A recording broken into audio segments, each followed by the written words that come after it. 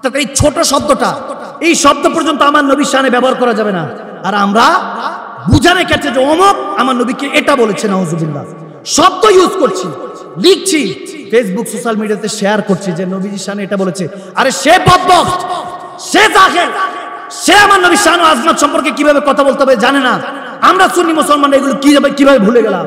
যখন বুঝাইতে গেছি আমার শুদ্ধা মনে করেন যে এমন অবস্থা করেছে, তারা বলতেছে তাদের পক্ষে আমি চলে আসছি, তারা তাদের পক্ষে চলে গেছে যে সুন্নি মুসলমানের মধ্যে একজন মাদানী সাহেব আছে যিনি কাউকে নিয়ে কটাক্ষ করেন না। আমি বললাম কাউকে নিয়ে কটাক্ষ করার সময় কই? আমি আমার আল্লাহ রাসূলের প্রেমের মধ্যে ব্যস্ত থাকি। শুধু আমি না, আমাদের গোটা সুন্নি মুসলমানরা আমরা এই ব্যস্ত থাকি, ঠিক কিনা? চললে ফিরলে না বুঝবে। তো বললাম আমরা ব্যস্ত থাকি। তো আমার পুরো 5 মিনিটের ক্লিপটা কেটে এটাকে 30 সেকেন্ড না 26 সেকেন্ড কেটে আবার এটাকে 1.5 মিনিট বানায় তাদের শায়েখের চর্চার মধ্যে লাগিয়ে দিছে যে আমাদের শায়েখের কথা বলছে, এটা বলছে, সেটা বলছে। তো যাই হোক, যার যারটা সে হিসাব আল্লাহ তার যার যারটা নিবে। আমি তাদেরকে আটকানোর জন্য, কারণ এখনকার জেনজি যারা, এই যে ইয়ং জেনারেশন, এরা বেশি একটা বুঝে না, আকীদা কি এগুলো বুঝে না, আকীদা আহলে সুন্নাতের মাপকাঠিগুলি কম বুঝে। এই জন্য তারা যাতে বেয়াদবি গোস্তাখি না করে, কারণ ওইসবে তথাকথিত আমাদের মতো জাহেল যারা আছে এদের ফলোয়ার অনেক বেশি। তো আমরা তো ফলোয়ার দেখে অমুকের মিলিয়ন ফলোয়ার দেখে এখনকার আলেমে দিন নির্বাচিত করি না।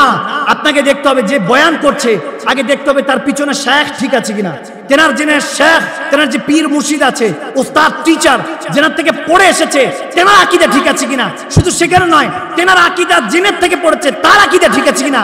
এভাবে রাসূলের পাক পর্যন্ত যাদের আকীদা ঠিক আছে তাদের থেকে আপনি আলেম নিতে পারবেন। বাকি যত বড়ই আমাদের মতো পড়র করনেওয়ালা জাহেল বক্তা আছে তাদের থেকে আকীদা নিবেন, আলেম নিবেন, আপনি ফিনারে জাহান্নামা খালিদিনা, চিরস্থায়ী জাহান্নামী হতে হবে, ঠিক কিনা? আপনাকে দেখতে হবে, এটা আপনাকে বুঝতে হবে। আমি একটু হয়তো কর্কশ ভাষায় বুঝাচ্ছি, বাধ্য হয়ে বুঝাচ্ছি, কারণ আমাদের এখনকার বুঝের মধ্যে এত কন্ট্রাডিকশন চলে এসেছে। আই ডোন্ট নো কারা আমাদের এই ব্রেনগুলি ওয়াশ করছে। আপনারা আমরা অনেকেই জানি, আমি নাম নিচ্ছি না, বুঝারটা বুঝে ফেলুন, কসম করে বলছি এগুলো বুঝে। এখন আর আবেদ সালমাদানি আসবে না, এখন শাহিন শাহ সিরিকটের আওলাদে পাকরা তৈব হুজুর কেবলারা আসবে না, তাই হুজুর কেবলা আসা ছেড়ে দিয়েছেন, অসুস্থ হয়ে গিয়েছে। এগুলো কবে বুঝবেন? এগুলো বুঝার চেষ্টা করুন। আমরা সুন্নি মুসলমান, আমরা অন্য কোনো তরিকার না। আমাদেরকে এক কাতারে থাকতে হবে, আমার নবীর ওই দামানের মধ্যে থাকতে হবে, রসুনের কুয়ার মতো। আওয়াজ দেন আরো জোরে। আমরা একটু সে মুসলমান যারা বদরের প্রান্তরে 2-3টা তলোয়ার ছিল, 4টা মতান্তরে ঘোড়া ছিল 7টা, 313 জন। নাউজুবিল্লাহ, কাফেরা তো বলতেছে এরা হলো দিন এনে দিন খায়, এরা আমাদের সাথে কি করবে, গরিব মিসকিন বলে কটাক্ষ করেছে 313 জনকে। এরা উট জবাই দিয়ে আগের দিন খাওয়াইছে আবু জাহেলে, আবু লাহাব, উতবা সাহেব, তারা উট জবাই দিয়ে 1,500 মতান্তরে 1000 জনকে খাওয়াইছে যে যাতে তাগড়া হয়, শক্তি হয়।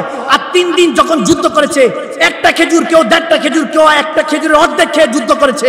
আমরাই তো সে মুসলমান। আওয়াজ দেন কিনা, ঠিক কিনা বলেন? এক মুসলমান তলোয়ার নিয়েছে, আরেক মুসলমান বিপদে পড়েছে, বলে নে তলোয়ার নে, এভাবে ক্যাচ ধরেছে, আবার কাফেরদের সাথে যুদ্ধ করেছে।